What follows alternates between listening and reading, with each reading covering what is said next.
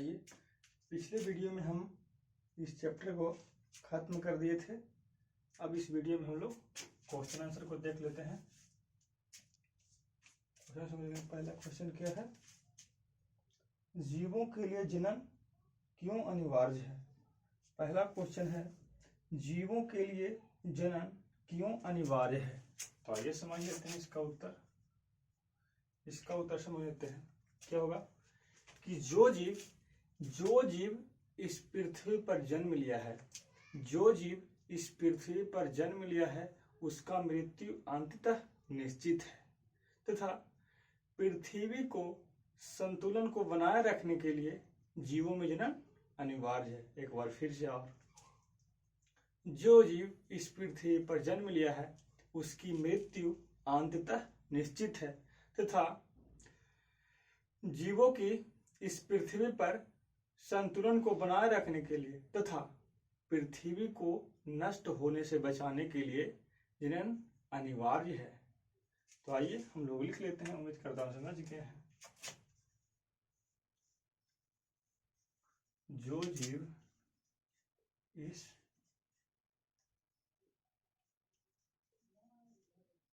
पृथ्वी पर जन्म लिया है,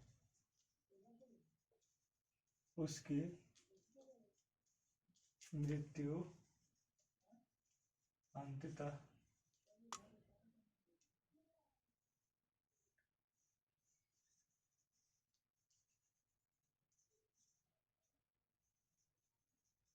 निश्चित है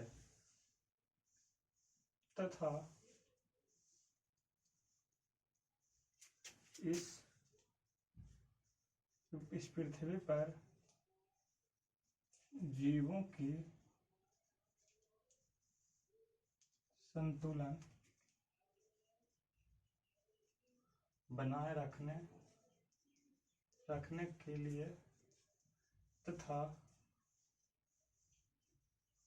पृथ्वी को नष्ट होने से बचाने के लिए जीवों में जनन अनिवार्य है। उम्मीद करता हूं समझ गए होंगे। तो आइए, दूसरा क्या है, जनन की अच्छी विधि कौन सी है और क्यों? अगला क्वेश्चन समझ लेते हैं।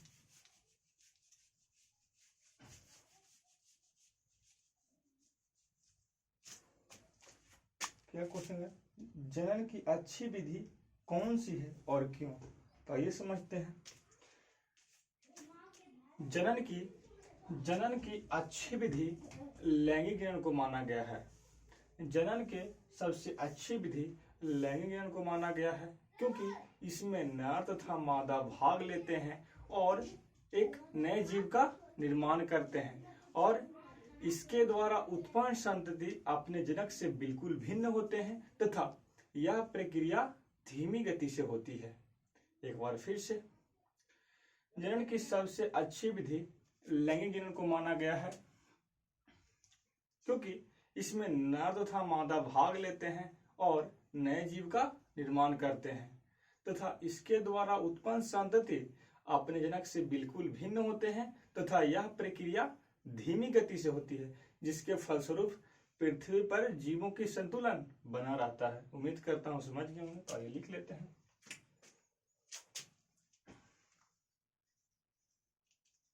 जनन की सबसे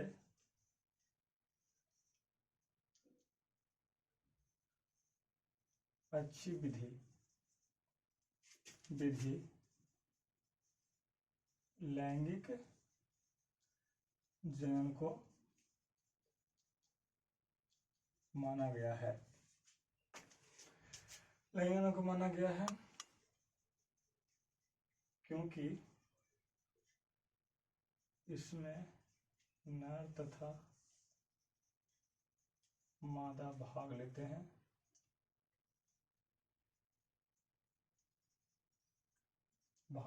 हैं और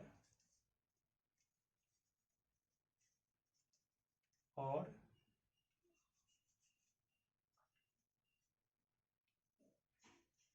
नए संतान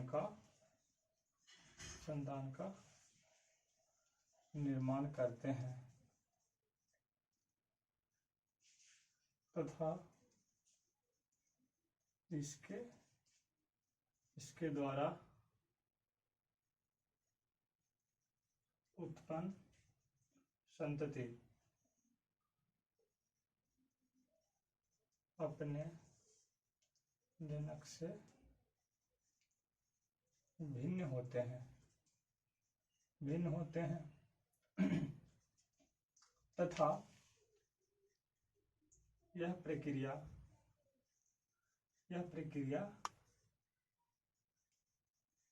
धीमी गति से होती है,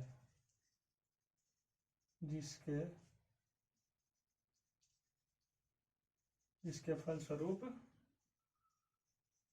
पृथ्वी पर जीवों की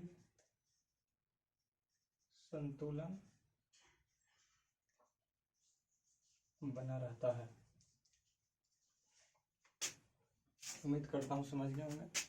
अगला क्वेश्चन क्या है?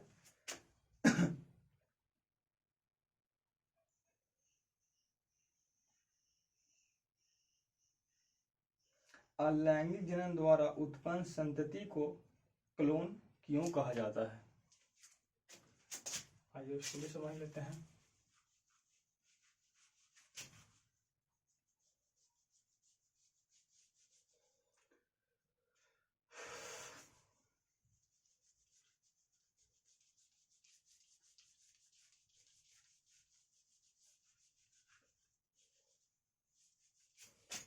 क्वेश्चन है, अलैंगिक जनन द्वारा उत्पन्न संतति को क्लोन क्यों कहा जाता है? तो ये समझ लेते हैं। जनन की उभाव प्रक्रिया जिसमें नर तथा मादा भाग नहीं लेते हैं, अपितु कोई जीव अकेले ही अपने संतान का उत्पत्ति करते हैं, उसे क्या कहा जाता है? क्लोन। उसे क्या कहा जाता है? अलैंगिक जनन द्वारा उत्पन्न संतति हूबहू अपने जनक के समान दिखाई पड़ते हैं, और अपने जनक के समान दिखाई पड़ना ही क्या कहा जाता है? क्लोन या एक पुंजक कहा जाता है। एक बार फिर से, जनन की वह प्रक्रिया जिसमें नर तथा मादा भाग नहीं लेते हैं, अपितु कोई जीव अकेले ही अपने संतान को उत्पत्ति करते हैं, उसे क्या कहा जाता है? अलैंगिक जनन। अलैंगिक जनन द्वारा उत्पन्न संतति हूबहू अपने जनक के समान दिखाई पड़ते हैं, और हूबहू अपने जनक के समान दिखाई पड़ना ही क्लोन या एक पुंजक कहा जाता है। उम्मीद करता हूँ समझ गए होंगे। तो आइए लिख देते हैं। जनन की वह प्रक्रिया जिसमें नर तथा मादा भाग नहीं लेते हैं, अपितु कोई जीव अकेले ही अपने जैसा संतान का निर्माण करते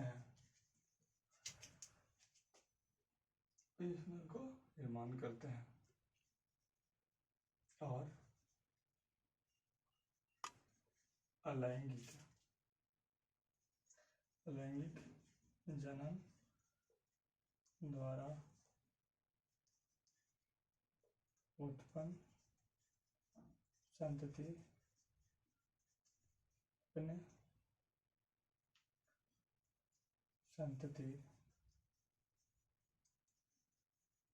हूबहू जनक समान दिखाई पड़ते हैं, और जनक के समान दिखाई पड़ना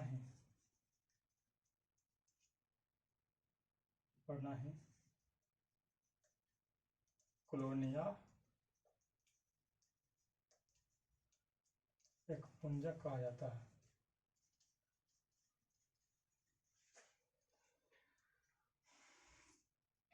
उम्मीद करता हूँ समझ गए होंगे।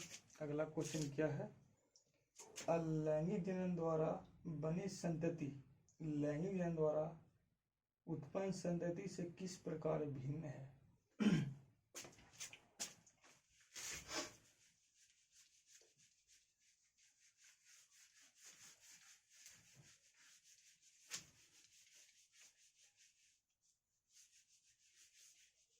अगला क्वेश्चन है कि अलैंगिक जनन द्वारा बनी संतति लैंगिक जनन द्वारा बनी संतति से किस प्रकार भिन्न है? तो ये समझते हैं। पहला क्या है? अलैंगिक जनन है। ठीक है, तो जनन की वह प्रक्रिया जिसमें नर तथा मादा भाग नहीं लेते हैं, अपितु कोई जीव अकेले ही अपने संतान को उत्पत्ति करते हैं और इसके द्वारा उत्पन्न संतति यानी अलैंगिक जनन द्वारा उत्पन्न संतति हूबहू अपने जनक के समान दिखाई पड़ते हैं, जिसे क्या कहा जाता है? कॉलोनिया एक पुंजक। जबकि लैंगिक जनन की वह प्रक्रिया है जिसमें नर तथा मादा भाग लेते हैं और नए जीव को निर्माण करते हैं और इसके द्वारा उत्पन्न संतति अपने जनक से बिल्कुल भिन्न होते हैं। तो अलैंगिक उत्पन्न संतति लैंगिक उत्पन्न संतति से इस प्रकार भिन्न है। तो एक और हम समझ लेते हैं। जनन की लैंगिक है अलैंगिक जनन की वह प्रक्रिया अलैंगिक जनन की वह प्रक्रिया जिसमें नर तथा मादा भाग नहीं लेते हैं, अपितु कोई जीव अकेले ही अपने जैसा नए संतान को उत्पत्ति करते हैं और इसके द्वारा उत्पन्न संतति हूबहू अपने जनक के समान दिखाई पड़ते हैं, जिसे कॉलोनिया एक पुंजक कहा जाता है। जबकि लैंगिक जनन की वह प्रक्रिया है जिसमें नर तथा मादा भाग लेते हैं और नए जीव का निर्माण करते हैं, इसके द्वारा उत्पन्न संतति अपने जनक से बिल्कुल भिन्न होते हैं। इस प्रकार अलैंगिक जनन उत्पन्न संतति और लैंगिक जनन उत्पन्न संतति भिन्न है। लिख लेते हैं। अलैंगिक जनन की वह प्रक्रिया है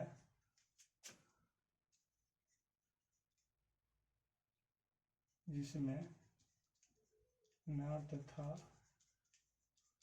मादा भाग नहीं लेते हैं, अपितु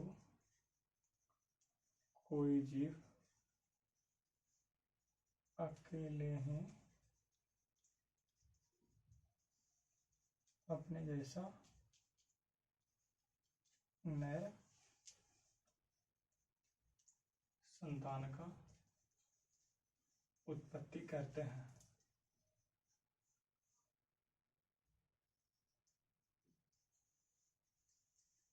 अलैंगिक जनन द्वारा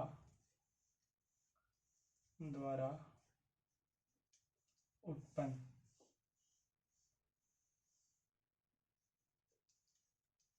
संतति हूबहू अपने जनक के समान पढ़ते हैं जिसे क्लोन कहा जाता है। जबकि लैंगिक जनन की वह प्रक्रिया है जिसमें नर तथा मादा भाग लेते हैं और नए जीव का निर्माण करते हैं। इसके द्वारा